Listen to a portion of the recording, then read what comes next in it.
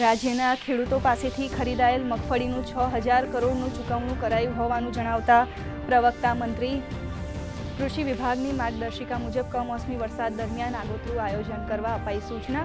તો રાજ્યમાં ગ્રામીણ સહકારી બેંકોનો વ્યાપ વધારવા નાબાર્ડ કરશે 9 ગ્રામીણ સહકારી બેંકોની સ્થાપના.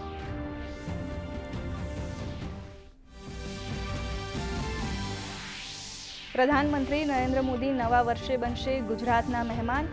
પ્રધાનમંત્રી 10 જાન્યુઆરીએ કચ્છ રાજકોટ રિજનલ સમિટમાં આપશે હાજરી. પ્રવક્તા મંત્રી જીતુ વાઘાણીએ આપી માહિતી.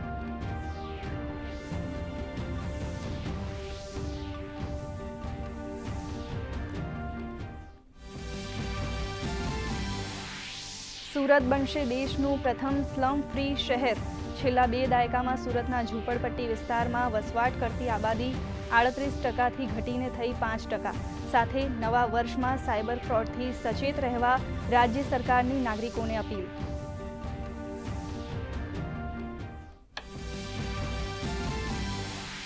પ્રધાનમંત્રી નરેન્દ્ર મોદીની અધ્યક્ષતામાં મળેલી કેબિનેટની બેઠકમાં મહત્વના નિર્ણય.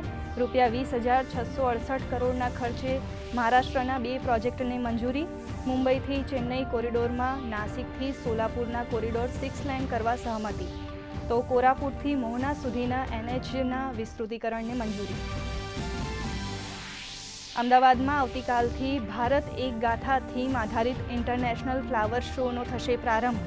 73,000 સ્ક્વેર મીટર વિસ્તારમાં 48થી વધુ પ્રકારના વિદેશી અને દેશી ફૂલ છોડનું પ્રદર્શન. 1થી 22 જાન્યુઆરી સુધી ચાલશે ફ્લાવર શો.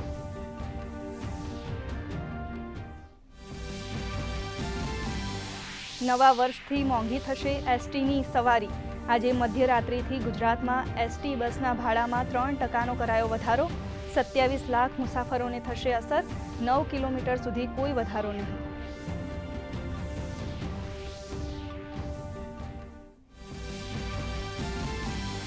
વેસ્ટર્ન ડિસ્ટર્બન્સને કારણે રાજ્યના હવામાનમાં પલટો. મોટાભાગના શહેરોમાં ધુમ્મસભર્યું વાતાવરણ. માવઠાની આગાહી વચ્ચે રાજકોટ, જામનગર, કચ્છ, દ્વારકામાં વરસ્યો કમોસમી વરસાદ. તો આગામી 2 દિવસમાં રાજ્યમાં વધશે ઠંડીનું જોર.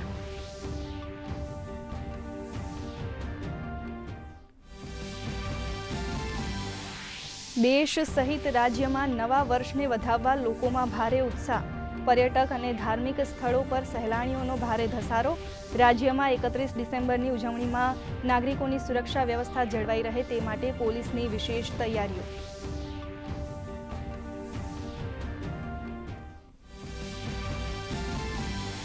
વિશ્વમાં સૌથી પહેલા ન્યૂઝીલેન્ડમાં વર્ષ 2026નો પ્રારંભ.